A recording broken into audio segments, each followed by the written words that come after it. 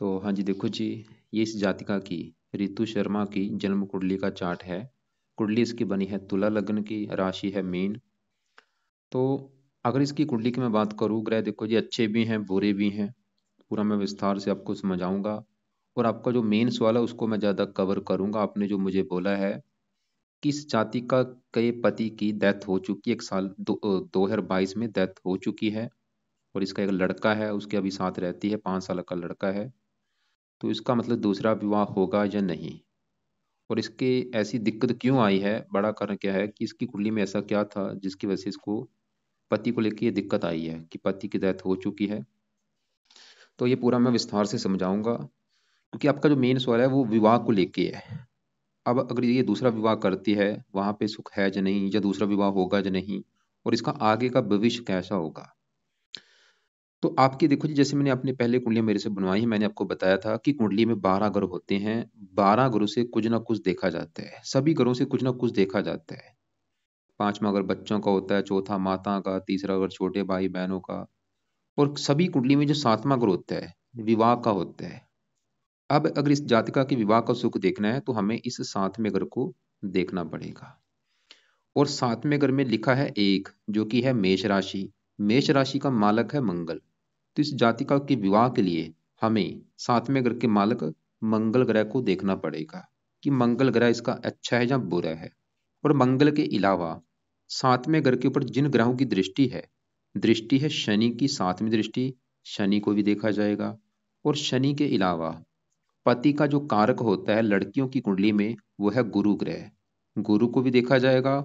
और विवाह का जो कारक होता है, विवाह का कारक और 7वें घर का कारक, वो है शुक्र, शुक्र को भी देखा जाएगा। तो हमें मतलब इस लड़की के विवाह के लिए 4 ग्रह देखने पड़ेंगे। 4 ग्रहों को भाई देख के डिसाइड होगा कि विवाह का सुख कैसा है इसकी लाइफ में, और अभी जो दिक्कत आई है क्यों आई है। सबसे पहले देखो जी, 7वें घर के मालिक में मंगल की बात करता हूँ कि वो कैसा है। तो मंगल इसका बैठा है यहाँ पे तीसरे घर में। और तीसरा घर किसका है, ये गुरु का घर है। तीसरे घर में देखो 9 लिखा है, जो कि है धनु राशि, मालक बना इसका गुरु। और गुरु के घर में यहाँ पे जो मंगल बैठा है, मंगल गुरु को अपना मित्र मानता है। मतलब सवाल कि मंगल अच्छा है या बुरा है। मंगल देखो, जो मंगल जो है वो है तो अच्छा था, क्योंकि वो अपने दोस्त के घर में जाके बैठा है। और 7वें घर से 9वें घर में बैठा है, मतलब 7वां घर को पहला घर माने, 1 2 3 4 5 6 7 8 9, अपने घर से 9वें घर में है। और गुरु की राशि है मित्र राशि। मतलब मंगल तो ये दिखा रहा है कि इस लड़की को पति का सुख अच्छा होगा, विवाह का सुख अच्छा है, और पति के आने के बाद भाग्य साथ देगा, मंगल ये दिखा रहा है। लेकिन मंगल के जो अच्छे फल हैं उसमें आ चुकी है कमी, साथ में केतु बैठने की वजह से। मतलब जो अभी मैंने मंगल के अच्छे फल बोले हैं, वो उल्टा कमी आ चुकी है इसके साथ जो केतु बैठ चुका है। और ऊपर से मंगल के ऊपर पड़ रही है राहु की दृष्टि, और ये राहु की नीच राशि है। मतलब जो मंगल है वो पाप पीड़ित हो चुका है, पापी ग्रह से पीड़ित है, पापी ग्रह की दृष्टि है। तो इसकी वजह से मंगल का जो अच्छा फल अभी मैंने बोला है, उस अच्छे फल में कमी आ चुकी है।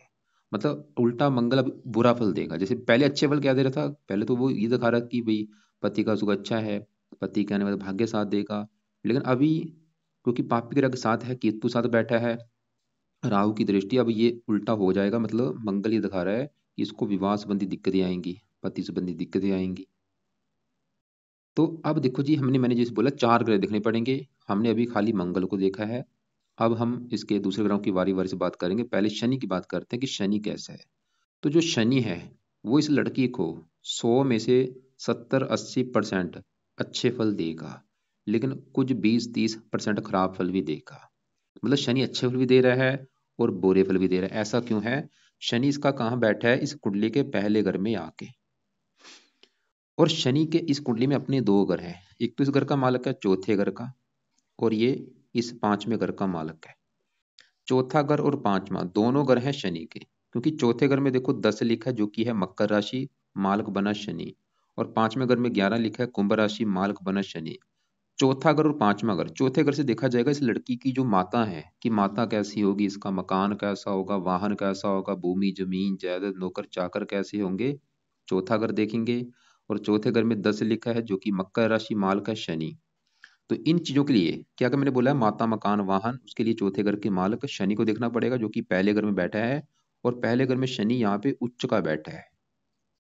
शनि पहले घर में चला गया, यहाँ पे जो 7 लिखा तुला राशि में उच्च का बैठा है, जो कि एक बहुत बड़ी अच्छी बात है। चौथे घर का मालक होकर उच्च का बैठा है, तो शनि चौथे घर का कर देगा अच्छा, जो कि इसकी है माता मकान वाहन का घर। शनि दिखा रहा है कि माता मकान वाहन का सुख अच्छा है। मकान वाहन भूमि जमीन जायदाद इन चीजों का सुख अच्छा है। और शनि पहले घर का अच्छा कर देगा। पहला घर है इसका शरीर सेहत स्वभाव रंग रूप पर्सनैलिटी, इन चीजों को अच्छे कर देगा। पर्सनैलिटी अच्छी, सेहत अच्छी, स्वभाव अच्छा, रंग रूप अच्छा। और शनि का एक और घर है वो पांचवा, और पांचवें घर में 11 लिखा है, मालक है शनि। और पांचवा घर किसका है? पढ़ाई का। पढ़ाई सर के ऊपर बैठी उच्च राशि में, ये लड़की बहुत ज्यादा पढ़ी लिखी होगी। पांचवा घर बुद्धि का, बहुत ज्यादा बुद्धिमान होगी। पांचवा घर संतान का, संतान उच्च राशि में बैठी, संतान का सुख अच्छा होगा। तो अब देखो जी, हमने क्या देखा कि शनि पांचवें घर का अच्छा करेगा। पांचवा घर चाहे पढ़ाई का, पढ़ाई के लिए अच्छा है शनि, बुद्धिमान बना देगा, संतान का सुख अच्छा। और शनि चौथे घर का अच्छा कर देगा, मकान वाहन के लिए अच्छा है। और शनि पहले घर का अच्छा कर देगा, क्योंकि पहले घर में उच्च का बैठा है। पहले घर से इस जातिका की पर्सनैलिटी देखी जाएगी, स्वभाव रंग रूप इन चीजों को अच्छा कर देगा। लेकिन ये तो है अच्छे फल, लेकिन आपको मैंने बोला था शनि बुरे फल भी देगा। अब साल की बुरे फल क्या देगा? शनि की होती हैं 3 दृष्टियां। शनि की 3 दृष्टियां होती हैं, यहां से बैठे बैठे की तीसरी दृष्टि पड़ेगी इस तीसरे घर के ऊपर, और सातवीं दृष्टि पड़ेगी इस सातवें घर के ऊपर। और सातवां घर किसका मैंने बोला है? पति का घर। देखो, शनि पहले घर में उच्च का बैठा है, तुला राशि में जो 7 लिखा तुला राशि है, तुला राशि में शनि उच्च का बैठा है। लेकिन सातवीं दृष्टि से सातवें घर को देख रहा है, जहां पे इसकी है नीच राशि। ये जो एक लिखा है ये मेष राशि है, शनि की नीच राशि। मतलब शनि सातवें घर का नुकसान कर रहा है।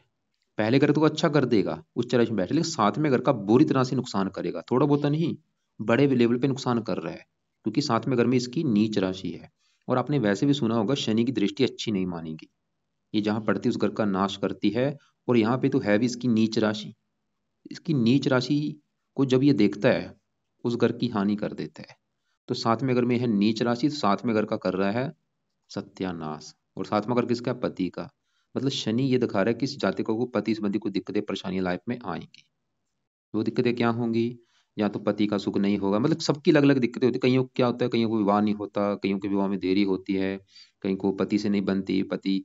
मतलब जो इसकी लाइफ में दिक्कतें आई हैं वो कारण एक शनि की दृष्टि भी है, जो कि सातवें घर का नुकसान कर रहा है। तो पहला कारण हमने मंगल देखा, वो पीड़ित है, पापी ग्रह से पीड़ित, ऊपर से राहु की दृष्टि। अब दूसरा कारण देखा शनि भी इस घर की भाई हानि कर रहा है। ठीक है, अच्छा बल भी दे रहा है, वो तो माना कि भाई संतान के लिए अच्छा है, मकान वाहन के लिए अच्छा है, इसके खुद के लिए अच्छा है, लेकिन पति के लिए अच्छा नहीं है। वो पति घर की हानि कर रहा है। तो उपाय भी आपको मैं बाद में बताता हूँ, पहले मैं इसके गुरु को भी देखता हूँ और इसका शुक्र भी। अब यहाँ पे देखो जी, इसका जो वो है, ये है दूसरा घर। और यहाँ पे आप देखो, ये जो दूसरा घर है, इस घर में यहाँ पे गुरु है, शुक्र है, बुध है और सूर्य है, 4 ग्रह बैठे हैं। और चारों ग्रह में इसके यहाँ पे देखो जी, ये जो सूर्य है, सूर्य क्या है आपको पता है कि सूर्य में कितनी गर्मी है। उसके पास जो भी कोई ग्रह जाता है वो जल जाता है। वो जल गया मतलब मृत्यु हो गया, अस्त हो गया। तो यहाँ पे देखो इसके 3 ग्रह अस्त बैठे हैं, बुध अस्त है, शुक्र अस्त है और गुरु अस्त है। और इतने ग्रह अस्त होने अच्छी बात नहीं होती, क्योंकि जो ग्रह अस्त हो गया वो मृत्यु हो गया, उसका जो अच्छा बुरा फल है वो हमें नहीं मिलता। सबसे पहले यहाँ पे देखो दूसरे घर में जो गुरु है, गुरु मुझे इसका ज्यादा नेगेटिव नेगेटिव बात क्या है, गुरु एक तो इसका 0 डिग्री का बैठ है। मतलब वो बिल्कुल बाल अवस्था में बैठा, बाल से भी बिल्कुल बाल, 1 डिग्री भी नहीं है, बिल्कुल जीरो है। बल ही नहीं है उसमें, जो उसका अच्छा फल मिलना था वो उसका बल बल ही नहीं है। ऊपर से चलो जीरो भी माना, लेकिन ऊपर से अस्त हो गया। मतलब बिल्कुल जो गुरु का जो फल है वो इस जाति का वो नहीं मिल पाएगा। और आपको मैं एक बात बता दूं, पूरी कुंडली में गुरु 5 घरों का कारक होता है। ये दूसरे घर का भी कारक होता है, 5वें घर का कारक है, 7वें घर का 9वें घर का कारक है, 10वें घर का, 11वें घर का। कहा जाता है कि अगर कुंडली में गुरु अच्छा है, कुंडली कुंडली अच्छी है, क्योंकि 5 घरों का कारक है। और गुरु पति का कारक होता है, पति का कारक है, पुत्र का कारक है, संतान का। मतलब गुरु इसका भाई बलहीन है, उसमें बल जो है वो बिल्कुल शून्य हो चुका है। जिसके फल थे वो बिल्कुल यहाँ पे गिर चुके हैं, क्योंकि 0 डिग्री का है, अस्त है। तो इसका बल ही नहीं है। इसकी वजह से गुरु भी ये दिखा रहा है किन चीजों को लेकर दिक्कतें आएंगी, पति संबंध, क्योंकि पति का प्रबल कारक होता है। पति संबंधी दिक्कतें दिखा रहा है कि आएंगी भाई, अस्त बैठा है, ऊपर से बल भी नहीं है। और इसी घर में यहाँ पे शुक्र बैठा है, देखो वो भी अस्त बैठा है, और लग्नेश भी है। क्योंकि विवाह का कारक शुक्र, देखो जी विवाह का भी कारक होता है, साथ में घर का भी कारक है। हमने मतलब 4 ग्रह मैंने बोले थे, चारों ग्रह को देख लिया है। हमने मंगल देखा, वो पापी ग्रह के साथ है, ऊपर से राहु की दृष्टि पीड़ित। शनि साथ में घर की हानि कर रहा है, गुरु शुक्र वो अस्त बैठे हैं, बल नहीं है। मतलब यहाँ पे चारों कारण ये दिखा रहे हैं कि इस जातकों को विवाह को लेकर दिक्कतें आएंगी, कोई ना कोई भी हो सकती हैं। जैसे इसकी मान लो विवाह में भी दिक्कत आई है कि इसका पति की डेथ हो चुकी, वो भी एक कारण हो, सबका अलग अलग होती है। कईयों का तलाक हो जाता है, कईयों का विवाह नहीं हो पाता या देरी से होता है। क्योंकि देखो जी मैं एक ज्योतिषी हूँ, मैं कोई भगवान नहीं हूँ, मैं एक आइडिया लगा रहा हूँ, चीज़ों का अनुमान लगा रहा हूँ। बाकी क्योंकि वो तो भगवान की मर्जी जो चीज़ें करनी है। लेकिन हम इतना कहे कि हम एक अंदाजा लगा सकते हैं कि ये दिक्कत आई है क्यों आई है, उसका हम हल भी करते हैं। अब जैसे कि अब सवाल ये है मेन, अगर आपका मन है कि भाई इसका विवाह करना है या नहीं करना, वैसे तो मैं बोलूँगा देखो जी, ये भी किस्मत में अगर लिखा है विवाह होना है तो होके रहेगा। लेकिन पहले क्या करना पड़ेगा, इन ग्रहों को पॉजिटिव करना पड़ेगा। अगर ये ग्रह खराब रहे तो हो सकता है विवाह होने ही ना दें। मतलब इस जातिका का मन ऐसा करेगा कि मैंने करना ही नहीं विवाह, ये बोलेगी। या विवाह अगर कर भी लेती, हो सकता है वहां पे भी दिक्कतें आए, दूसरे विवाह में भी होगा ऐसा कि विवाह कर लिया वहां पे भी दिक्कतें आ सकती हैं। या हो कई बार क्या देखा है कि पहले विवाह में सुख नहीं मिलता, दूसरे विवाह में सुख मिलता है, या मन नहीं करता, मतलब ये घर पीड़ित है ना। तो कहने का मेरा मतलब मेन सा बस ये है कि अगर ये लड़की इन ग्रहों के पाठ पूजा करती है तो क्या होगा, ये ग्रह पॉजिटिव होंगे, पॉजिटिव होने से क्या होगा, ये ग्रह अच्छे हो जाएंगे। अच्छे होने से मतलब इसके जो भी बुरे फल हैं वो कम हो जाएंगे। अगर विवाह होना है तो होके रहेगा, और पति का भी सुख अच्छा मिलेगा। तो कहने का मेरा मतलब ये है कि अब सवाल कि इनके उपाय ये लड़की किया करे क्या। और यहाँ पे देखो जी सबसे बड़ी बात क्या है कि ग्रहों का असर इनकी दशा में बढ़ जाता है। जैसे इसके ऊपर पहले केतु की दशा थी, जो अपने साल बोला था कि 22 में वो दिक्कत आई है। उस समय केतु की दिक्कत थी। तो केतु इनके, क्योंकि राहु केतु के अपने तो कोई ग्रह होते नहीं, जिस ग्रह के साथ बैठते उस ग्रह को फल, उस ग्रह के फलों को दिखाते हैं। इसने मंगल के फलों को दिखाया, मंगल को खराब कर दिया। वैसे अभी जो दशा इसकी चली है, शुक्र की चली है, 5 महीना 23 से, ये इसका है लग्नेश। हमने क्या देखा, शुक्र अस्त है। अस्त का मतलब ये नहीं कि शुक्र खराब है, ये मत सोचना कि अस्त है तो वो खराब हो गया, बुरे फल देगा, नहीं। शुक्र अगर अच्छा है, क्योंकि शुक्र इसका लग्नेश है, अच्छा है, लेकिन उसके जो अच्छे फल हैं वो कम हो रहे हैं। हमने बस अच्छे फलों को बढ़ाना है, कई गुना ज्यादा करना है। तो मतलब अभी जो समय है, अभी दशा है, वैसे तो अच्छी है दशा, समय अच्छा है, लग्नेश की दशा है भाई, लेकिन उसका बल उसमें कम है। तो बल कैसे बढ़ाया जाए, मतलब शुक्र के बल को कैसे बढ़ाना है, सबसे पहला काम ये। तो अब यहाँ पे मैं उपाय बताता हूँ। पहला उपाय देखो जी, शुक्र की बात करते हैं, क्योंकि शुक्र की बड़ी दशा देखो अभी चली है। अभी तो ये 43 में खत्म होनी, 20 साल की दशा काफी लंबी दशा है, और शुक्र की ही अंतर्दशा है, वो भी अभी 9वां महीना 26 में खत्म होगी।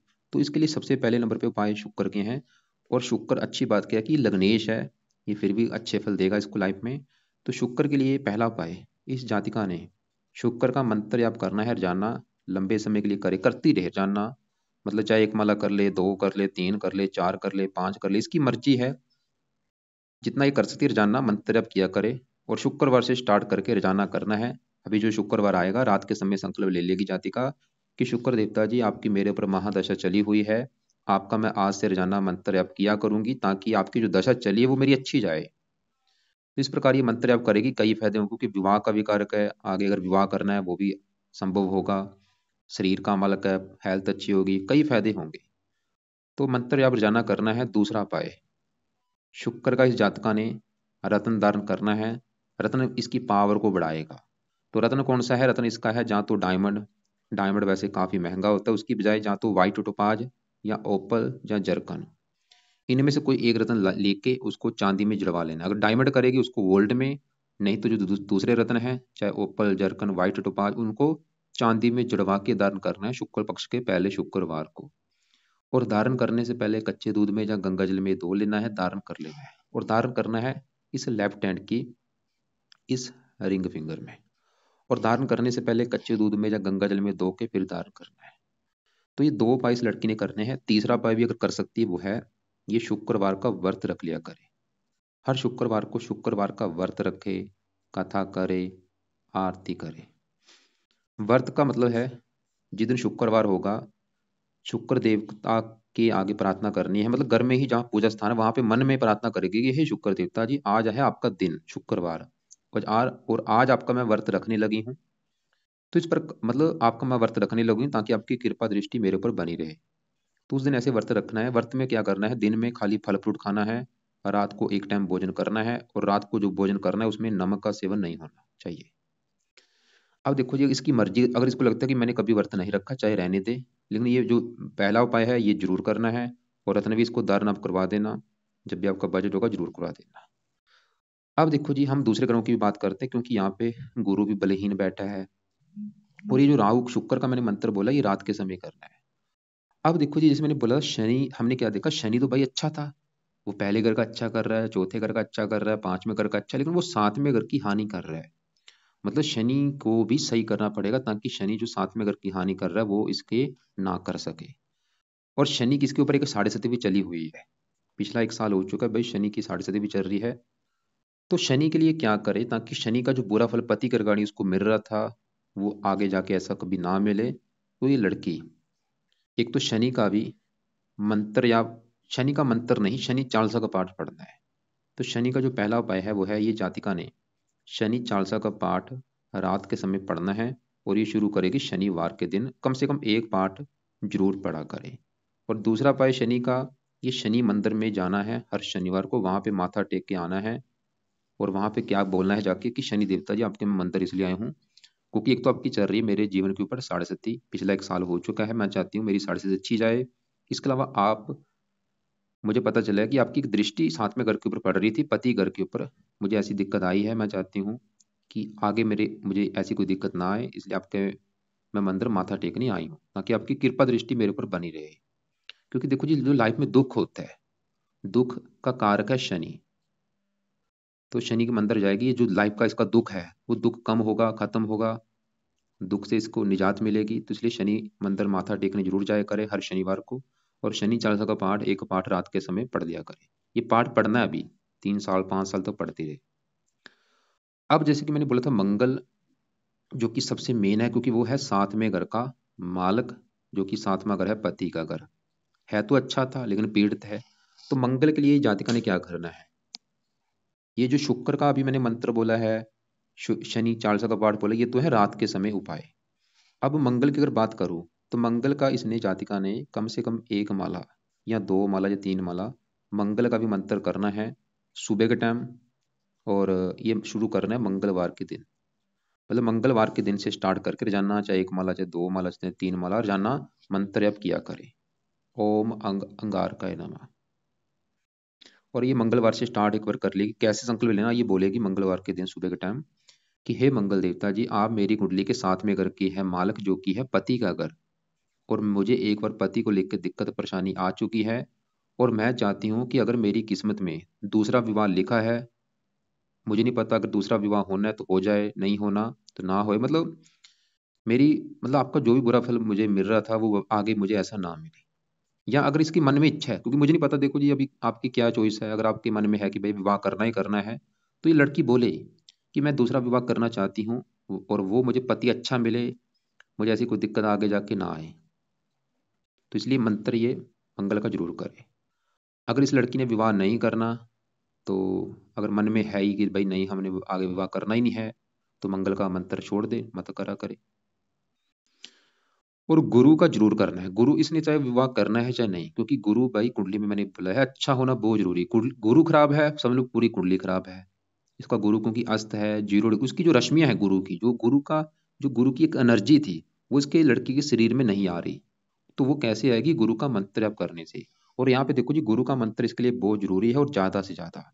मंगल का तो चाहे एक दो माला कर ले, गुरु का इसने मंत्र कम से कम देखो जी 2-3 माला करना ही करना है। और ये गुरुवार से स्टार्ट कर लेगी कि गुरु, कुछ भी नहीं बोलना, खाली ये बोलना कि गुरु देवता जी, गुरुवार के दिन कि, हे गुरु देवता जी, मेरा नाम ये है, जाति ये है, गोती ये है, आज से आपका मैं मंत्र स्टार्ट करने जा रही हूँ ताकि आपकी कृपा दृष्टि बनी रहे। बस ऐसा बोल के रोजाना उस दिन गुरु का मंत्र आप कर लिया करे, चाहे दो कर ले, तीन माला कर ले। मंत्र है ओम ब्रह्म बृहस्पति नमः। अब यहाँ पे देखो जी, मैंने 4 उपाय आपको बता दिए हैं, 4 ग्रहों के उपाय। शुक्र का तो करना ही करना है, ये नहीं कि खाली विवाह के लिए ही करना है, वैसे भी करना है क्योंकि दशा है भाई, ताकि वो दशा अच्छी जाए, बल उसका बढ़े। तो शुक्र का मंत्र चाहे एक माला कर ले, इसकी मर्जी है जितना कर सकती है। रात के समय शुक्रवार से स्टार्ट करके रोजाना करना है।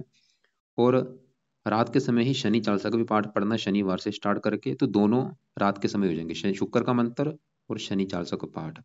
बाकी शनि मंदिर हर शनिवार को जाना है, और शुक्र का रत्न धारण करने के लिए बोला है मैंने, और शुक्रवार का अगर व्रत रख सकती है अच्छी बात होगी, नहीं तो कोई बात नहीं, चाहे रहने दे। बाकी मंगल का मंत्र मंगलवार से सुबह के टाइम स्टार्ट करके रोजाना सुबह के टाइम करना है, चाहे 1 माला चाहे 2 माला, और गुरु का गुरुवार से स्टार्ट करके 1-2 माला करना है। तो ये है देखो जी इसका जो विवाह का रिगार्डिंग सवाल है। बाकी इसके दूसरे ग्रहों को अगर मैं कवर करूं, यहाँ पे राहु 9वें घर में, वो अच्छा है, उच्च का बैठा है, भाग्यशाली बनाता है। केतु वैसे उच्च का है, लेकिन देखो जी उच्च के हैं, लेकिन राहु क्या कर रहा है, 7वीं दृष्टि से तीसरे घर को देख रहा है जो इसकी नीच राशि है, और ये मंगल को खराब कर रहा है तो वैसे अच्छे, लेकिन इन्होंने मंगल को खराब कर दिया। फिलहाल इनके उपाय कुछ नहीं करने। इसी घर में दूसरे घर में सूर्य बैठा है, वो अच्छा है, 11वें घर का मालक है, लाभ का, मंगल की राशि है वो, ठीक है, आमदन के लिए अच्छा है। बुध भी अच्छा है, लेकिन वो अस्त बैठा है। तो सवाल कि यहाँ पे बुध का उपाय कुछ करने नहीं, क्योंकि फिर उपाय ज्यादा हो जाएंगे, तो इसका अभी चाहे पेंडिंग में रख ले, इसका नहीं करना। चंद्रमा इसका देखो जी छठे घर में है, 10वें घर का मालक होके छठे घर में चला गया, 10वें घर के रिगार्डिंग दिक्कतें पैदा करता है। 7वां घर पति का होता है, 7वें घर से चौथा घर होता है, 1 2 3 4, मतलब 7वें घर से चौथा घर इसकी माता का है, इस लड़की की जो माता थी। चौथा घर यानी कि इस लड़की की सास का घर एक बनेगा 10वां। इसकी सास कैसे होगी, 10वें घर से, 10वें घर में 4 लिखा, मालक चंद्रमा, छठे घर में सास को लेकर दिक्कतें पैदा करता है, शनि की दृष्टि है 10वें घर के ऊपर। आपका जो सवाल था सास को लेकर दिक्कतें क्यों आ रही है, उसका एक कारण शनि भी है और चंद्रमा भी कारण है। मतलब अगर शनि के उपाय करेगी तो ये दिक्कत भी इसकी दूर हो जाएगी, सास वाली। बाकी देखो जी, तो ये चीजें मैंने बताई हैं, रत्न इसको उदाहरण करने के लिए बोला शुक्र का। और बाकी आप ऐसा करना, फिर भी आप एक नुमाश कुंडली भी होती है, अगर इसकी मैं नुमाश कुंडली की बात करूं कि नुमाश कुंडली में ऐसा क्या कारण है, तो नुमाश कुंडली भी तो होती है, उसमें भी देखो जी हम 7वें घर को ही देखते हैं। तो इसकी जो नुमाश कुंडली है इसमें 7वां घर जो है विवाह का है, तो 7वें घर में क्या लिखा है 9, जो कि धनु राशि, मालक गुरु है, वो गुरु इसका दूसरे घर में यहाँ पे उच्च का बैठा है, बहुत अच्छी बात है। लेकिन वो केतु के साथ बैठ चुका है, वही बात फिर आ चुकी है, क्योंकि राहु केतु एक ऐसे ग्रह हैं, ये पापी ग्रह होते हैं, जिस ग्रह के साथ बैठते हैं उसके अच्छे फल को कम कर देते हैं, खासकर अगर वो इनके दुश्मन है। तो केतु गुरु यहाँ पे चंडाल योग भी बनता है, और 8वें घर में राहु है, पाप 7वां घर पाप पीड़ित भी है राहु की वजह से। तो वैसे ही नुमाश कुंडली में जो थोड़ा सा कारण है, लेकिन बड़ा कारण ये लगन कुंडली में बना है।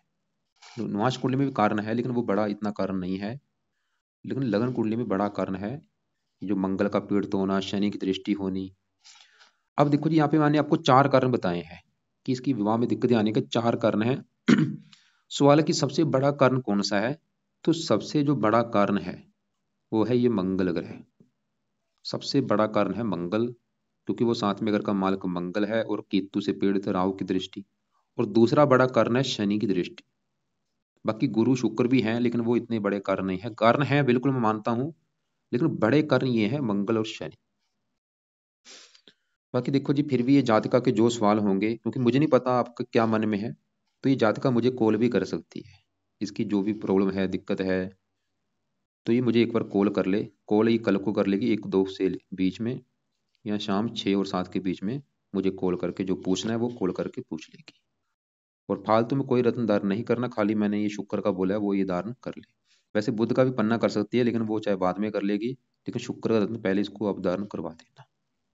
गुरु का रत्न धारण नहीं होगा इस कुंडली में, किसी का भी रत्न धारण नहीं होगा, शनि का बिल्कुल नहीं करना, क्योंकि उसका बल बढ़ेगा, तो बल बढ़ गया, उसके बुरे फल कई गुना बढ़ जाएंगे। इस मतलब है तो अच्छा, अच्छे फल बढ़ जाएंगे, इस घर के रिगार्डिंग बुरे फल भी कई गुना बढ़ जाएंगे।